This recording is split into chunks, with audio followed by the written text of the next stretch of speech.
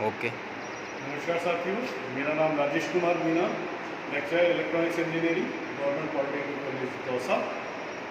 साथियों, आज हम board of technical education Rajasthan की इलेक्ट्रॉनिक्स इंजीनियरिंग के subject EL 305 power and industrial electronics का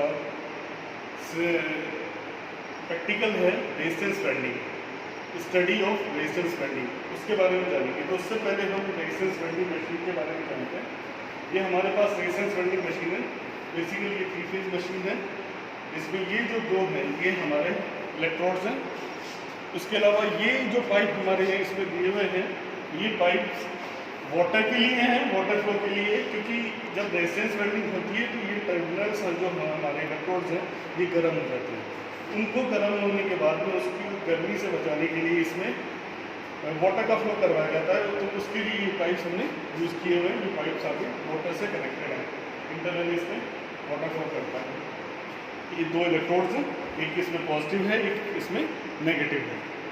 इस मशीन को अगर हम नीचे देखें तो ये LED लाइट है यहाँ, ये LED लाइट है और इसके नीचे है ये लीवर जिससे हम फोर्स एक्सर्ट करते हैं। इसको हम फोर्स एक्सर्ट करेंगे तो ये देखिए, ये मैं थोड़ा सा ही दबा के बता रहा हूँ। तो ये इलेक्ट्रोड जो एक तो स्टैटिक है और एक ये मोशन करता है, तो ये ऊपर नीचे मूव करता है।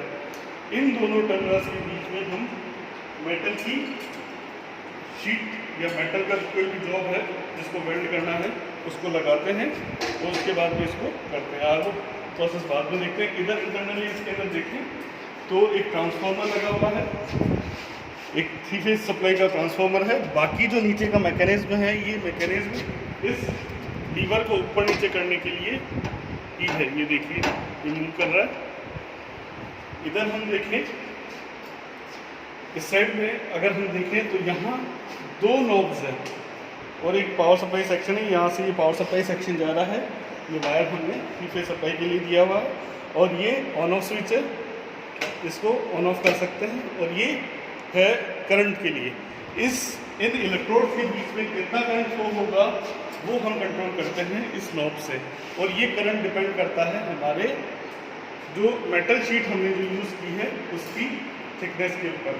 बेसिकली रेजिस्टेंस वेल्डिंग से हम 6 mm तक की वेल्डिंग कर सकते हैं।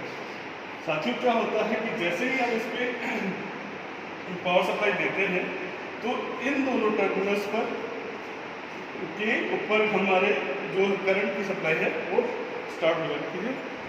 अब ये जो जैसे ही हम इन मेटल को जिनको हमें करना है, वेल्ड करना है, उन मेटल्स को हम यहाँ लगाएंगे, मेटल्स को यहाँ लगाएंगे और आप देखेंगे कि मैं इस पर फोर्स एक्सर्ट करता हूँ यहाँ से और नीचे वो LED भी जली। अब देखिए, ये हालांकि थोड़ा सा गर्म हो जाता है, लेकिन अपना ये जो मेटल की 2 शीटें हैं ये बिल्कुल अच्छे से वेल्ड हो गई हैं। ये अच्छे से वेल्ड हो गई है। जो इसका फंडामेंटल है वेल्डिंग का, इसमें हीट जनरेट होती है। जब भी हम करंट फ्लो करवाते हैं 2 इलेक्ट्रोड्स के बीच में या 2 मेटल्स के बीच में करंट फ्लो होगा, वो आपस में टकराएंगे तो वहाँ हीट जनरेट होती है। हीट जनरेट होने का कारण क्या है? दोनों के बीच का रेजिस्टेंस। क्योंकि इन दोनों मेटल्स जो कि इलेक्ट्रोड से कनेक्टेड थे, टच हो गए थे, लेकिन इन दोनों के बीच में एयर था। उस एयर का रेजिस्टेंस होता है हाई, और उस हाई रेजिस्टेंस की वजह से जो हमारा फंडामेंटल होता है H हीट का, H = I²R।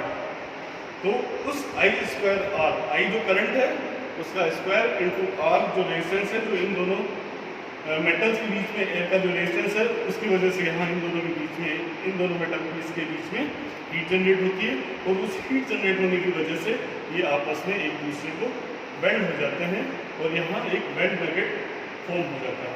तो इस तरह से हम हमारे 2 मेटल शीट्स को इस रेजिस्टेंस वेल्डिंग मशीन के उपयोग करते हुए इसको वेल्ड कर सकते हैं। ये बेसिक बहुत ही इम्पॉर्टेंट मशीन है mechanical industry point of view से, जहाँ हम छोटी साइज़ की या छोटे जो थिकनेस के, कम थिकनेस की जो मेटल्स होते हैं उनको आपस में वेल्ड करने के लिए हम इसका उपयोग करते हैं। दूसरा क्या है कि इसके अंदर कोई हार्मफुल फ्यूम्स नहीं होती, गैस वेल्डिंग वगैरह के अंदर जैसे हार्मफुल फ्यूम्स जो जनरेट होती हैं वो इस तरह का इसमें कुछ है नहीं, तो ये थोड़ा सा इको फ्रेंडली भी है। हाँ, हालांकि इसमें बिजली की कंजम्पशन है, बट एक ये जो वर्कर है उसके शरीर के पॉइंट ऑफ व्यू से देखा जाए तो हेल्थ हैजार्डियस ज़्यादा नहीं है।